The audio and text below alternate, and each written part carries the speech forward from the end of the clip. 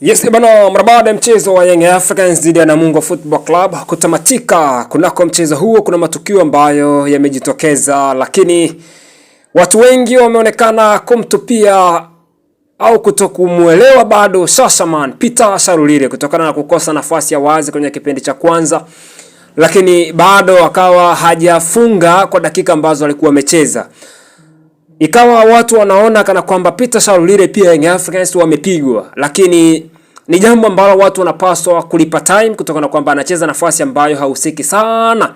Lakini maoni ya kila Mtanzania au kila mwanamichezo kwa namna anavyotazama yeye kuhusiana na huyo mchezaji yanapaswa kuheshimiwa.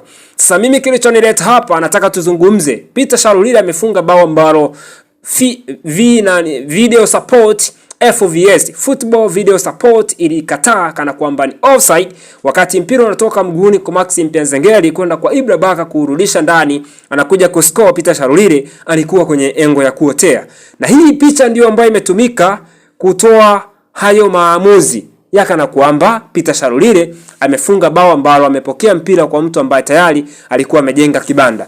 Lakini kwenye engo hii hakuna sehemu duniani hii engo inaweza ikaamua kana kwamba hii ilikuwa ni offside. Kwa hiyo kwa namna moja ama nyingine, kama wakijaribu kutuonesha engo nyingine, tutakubali kana kwamba hili tukio ni offside. Lakini ukitazama kwa umakini zaidi, hili halikuwa tukio la offside na lilipaswa kuwa goli kwa upande wa Peter Shalulile na Young Africans, kwa sababu ukitazama vizuri hii picha, hebu hesabu wachezaji wa kwanza wa Namungo Football Club, wa kwanza, wa pili, wa tatu. Alipo Ibra Baka, kuna mchezaji wa Namungo huyu wa kwanza ambaye yuko upande ambao mpira umetoka kwa Ibrahim, kwa Shadak Boka, upande anaocheza Boka huku mwanzoni.